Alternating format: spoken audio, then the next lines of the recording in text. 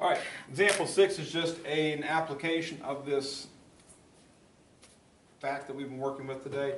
Zhang, I don't know, is constructing a 4-foot high loading ramp. The length of the back of the base must be 12.8 feet. The length of the back of the base.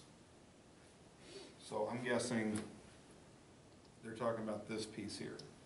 This is the base, that's the back of the base. 12.8 feet. How long must the entire base be? So obviously I have to figure out how long the front of the base should be. Let's call that X. And then I'd add the front and the back to make the entire base. All right?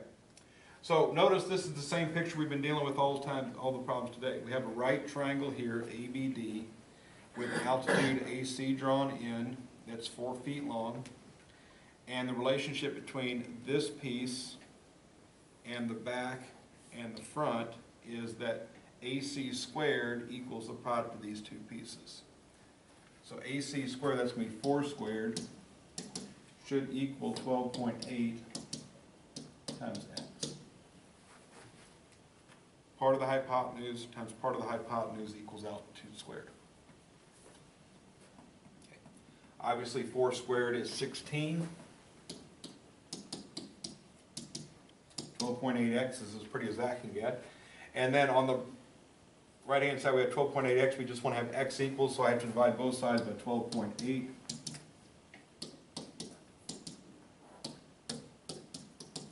And we get a calculator to calculate. 16 divided by 12.8 is 1.25.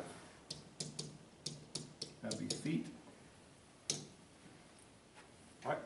So how long must the entire base be? The entire base is the back plus the front. X represents the front, 12.8 is the back.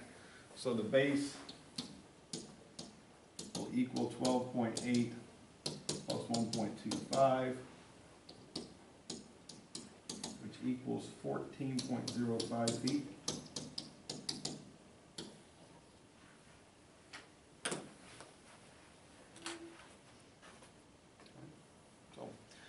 Again, just applying that property that we learned today about the altitude being the geometric mean between the two pieces of the hypotenuse. So use that anytime you need to.